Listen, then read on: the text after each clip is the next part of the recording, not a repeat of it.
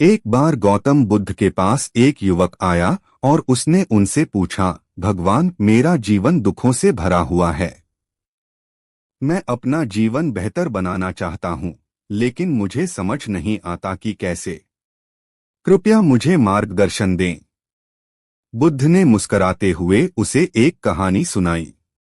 उन्होंने कहा, एक बार एक गांव में एक किसान रहता था जो अपने जीवन से हमेशा असंतुष्ट रहता था। वह हर दिन अपनी खेती के कामों में परेशान रहता और हर छोटी मोटी समस्या पर दुखी होता। एक दिन उसने सोचा कि वह भगवान से प्रार्थना करेगा ताकि उसके जीवन के सभी दुख दूर हो जाएं। बुद्ध ने कहानी आगे बढ़ाई। वह किसान एक संत के पास गया और अपनी समस्याओं के बारे में बताया। संत ने मुस्कुराते हुए किसान से कहा, तुम अपने जीवन का भार मुझ पर छोड़ दो और बस यह सोचो कि जो भी हो रहा है वह तुम्हारी इच्छाओं के अनुसार ही हो रहा है। किसान ने संत की बात मानी और धीरे धीरे उसने अपनी जीवन में संतोष और आनंद अनुभव करना शुरू कर दिया। उसकी खेती बेहतर होने लगी, परिवार में सुख शांति आने लगी। उसने महसूस किया कि समस्याएं वैसी ही थीं, लेकिन उसके देखने का नजरिया बदल गया था। बुद्ध ने युवक से कहा, जैसे उस किसान ने अपने जीवन के प्रति दृष्टिकोण बदला, वैसे ही तुम्हारा जीवन भी तुम्हारे ही हाथ में है। समस्याएं और चुनौतियां हमेशा रहेंगी, लेकिन तुम्हारा दृष्टिकोण और सोच ही है जो तुम्हारे जीवन को प्रभावित करेगी। जब तक तुम अपनी सोच और दृष्टिकोण नहीं बदलते, तब तक बाहरी दुनिया में परिवर्तन भी तुम्हारे लिए असंभव ही रहेगा। इस प्रकार बुद्ध ने समझाया कि हमारा जीवन हमारे ही हाथ में है।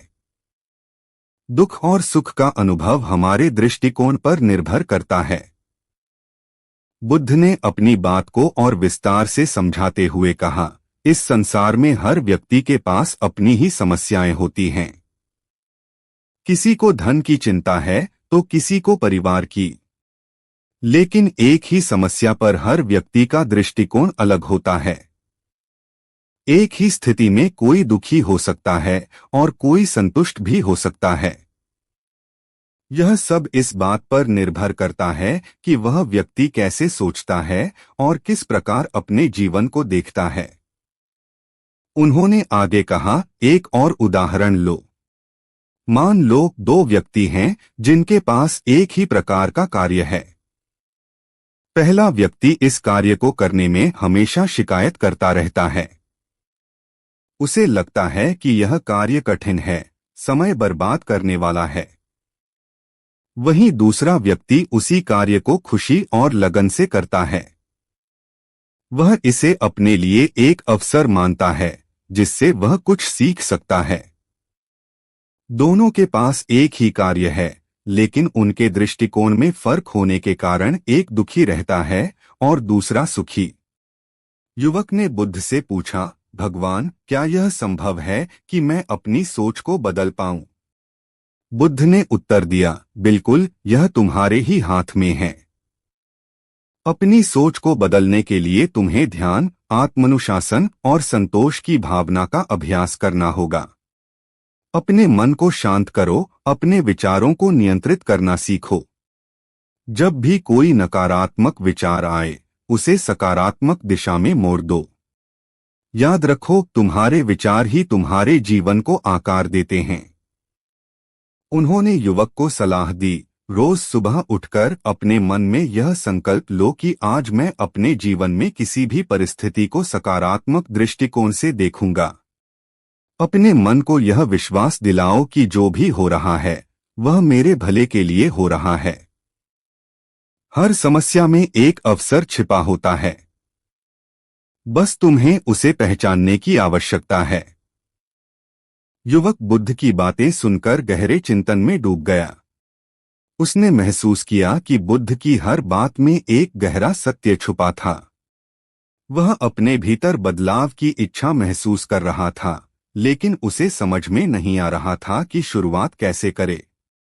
उसने बुद्ध से पूछा, भगवान, लेकिन यह बदलाव आसान नहीं लगता। मेरे मन में नकारात्मक विचार आ ही जाते हैं। और मैं बार बार उसी दुख में फंस जाता हूं। इस चक्र से बाहर कैसे निकलूं? बुद्ध मुस्कुराए और बोले, यह स्वाभाविक है।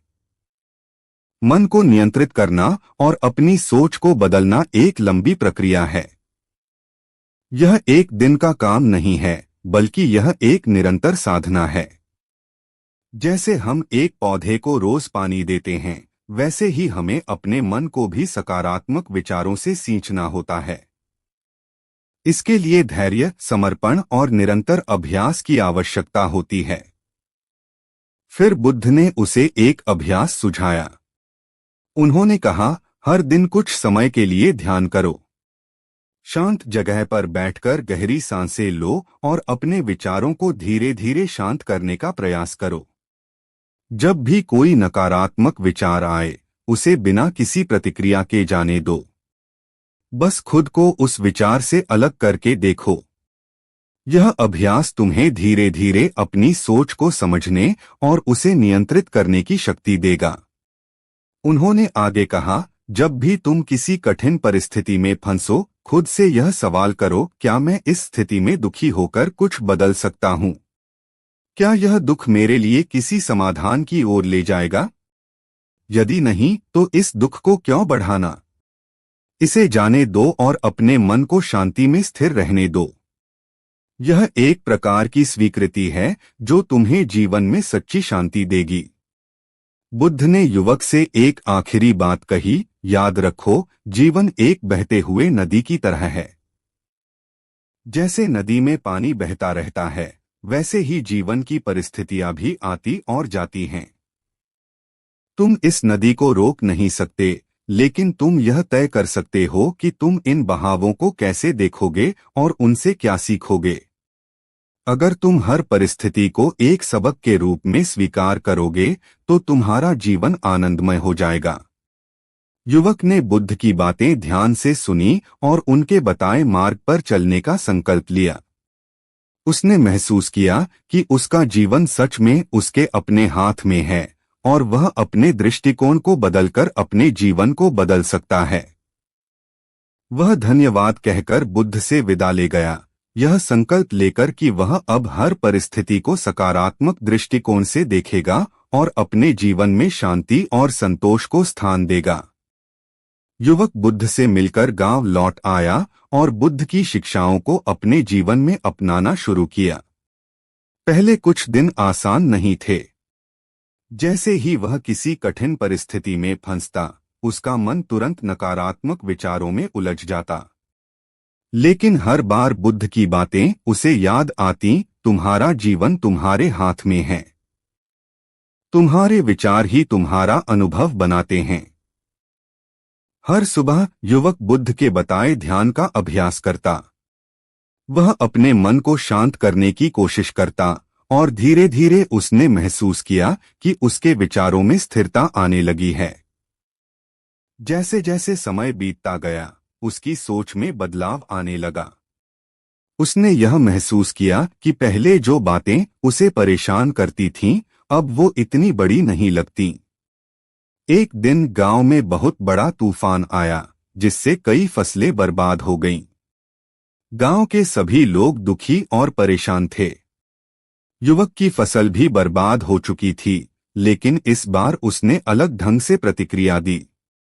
उसने गहरी सांस ली और स्थिति को उसी रूप में स्वीकार किया। उसने खुद से कहा, यह स्थिति मेरे नियंत्रण में नहीं है, लेकिन मैं अपने मन को दुखी होने से जरूर बचा सकता हूं। मैं इस परिस्थिति को एक अवसर के रूप में देखूंगा और नए तरीके से अपनी खेती को सुधारूंगा। उसका यह सकारात्मक दृष्टिकोण देखकर गांव के लोग हैरान रह गए।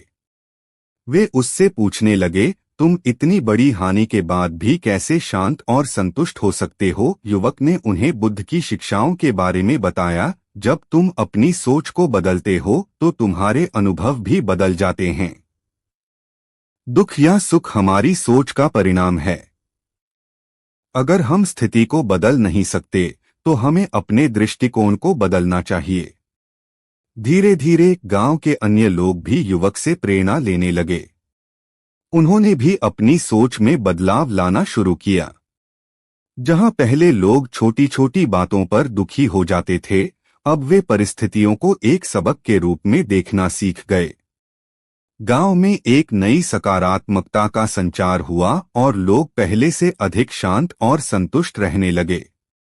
समय के साथ वह युवक बुद्ध की शिक्षाओं को आत्मसात कर चुका था।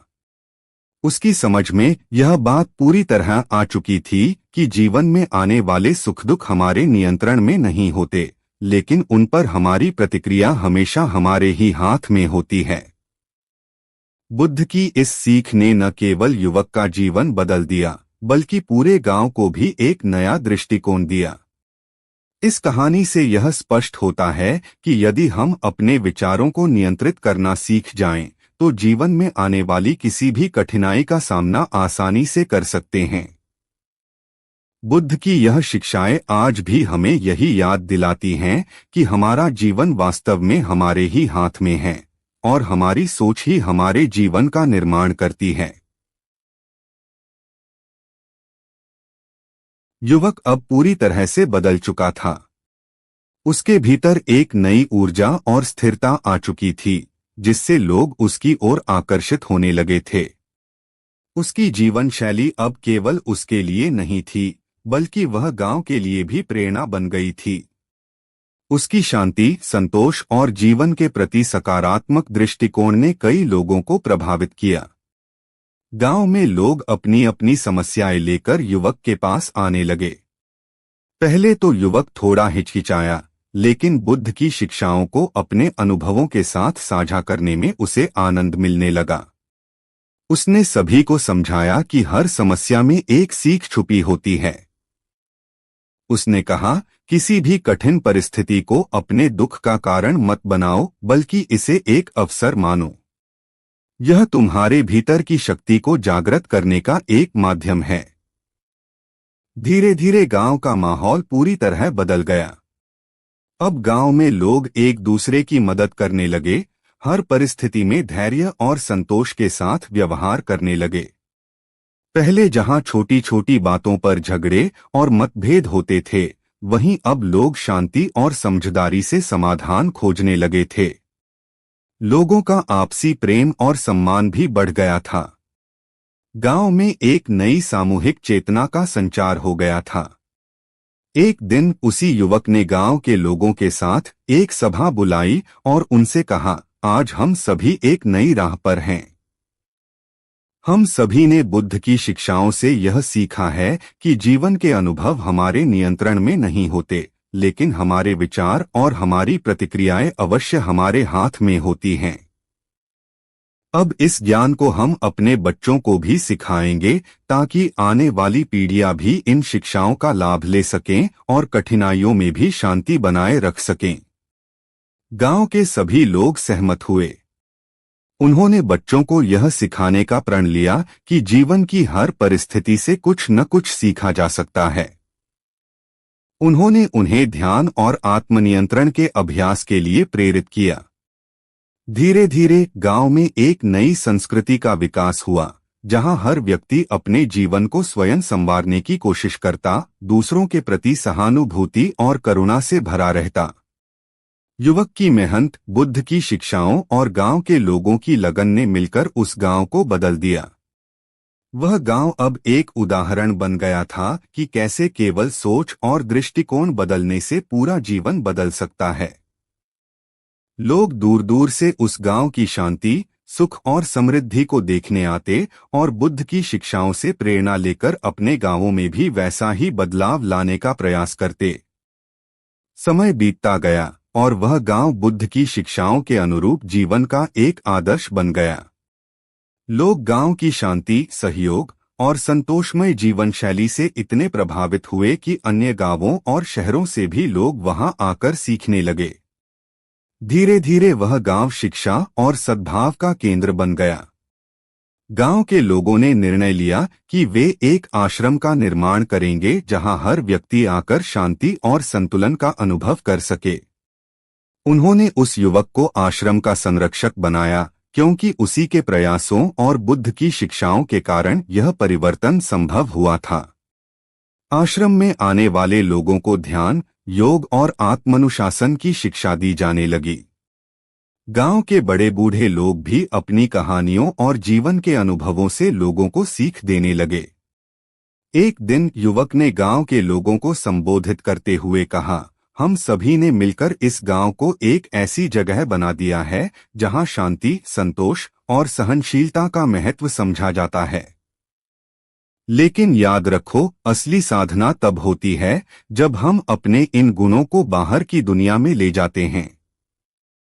अपने घरों और परिवारों में भी इसी प्रेम, धैर्य और संतोष का प्रसार करें, क्योंकि सच्ची शांति वही है जो हमारे भीतर से निकलकर बाहर तक फैलती है। गांव के लोग उसकी बातें ध्यान से सुनते और उस पर अमल करते। धीरे धीरे वे लोग अपने आसपास के गांवों में भी जाकर वहां के लोगों को अपनी जीवन शैली और अनुभवों के बारे में बताते। इससे उस क्षेत्र में शांति और सद्भाव का वातावरण बनने लगा। लोग एक दूसरे के प्रति सहानुभूति और सहयोग का भाव रखने लगे। वर्षों बाद वह गांव और उसका आश्रम बुद्ध की शिक्षाओं का प्रतीक बन गया। गांव का नाम दूर दूर तक फैल गया और लोग इसे शांति का गांव कहने लगे। आश्रम में आने वाले हर व्यक्ति को यह सिखाया जाता कि जीवन की हर परिस्थिति हमारे नियंत्रण में नहीं हो सकती, लेकिन हमारी सोच और प्रतिक्रिया अवश्य हमारे नियंत्रण में होती है। यही समझ हमें हर परिस्थिति में स्थिर, सकारात्मक और संतुलित बनाए रखती है। वह युवक अब वृद्ध हो चला था, लेकिन उसकी आंखों में संतोष और शांति का प्रकाश अब भी वैसा ही था जैसा उसने बुद्ध के सानिध्य में अनुभव किया था। एक दिन गांव के लोग उसके पास आए और उसके प्रति आभार व्यक्त करते हुए कहा, तुम्हारे कारण हम सभी ने जीवन में सच्ची शांति और संतोष का अनुभव किया है। तुमने हमें यह सिखाया कि जीवन सच में हमारे ही हाथ में है और हमारा दृष्टिकोण ही हमारे जीवन का निर्माण करता है। वृद्ध युवक ने मुस्कुराते हुए उत्तर दिया, मैंने तो सिर्फ बुद्ध की शिक्षा आप सभी तक पहुंचाई है।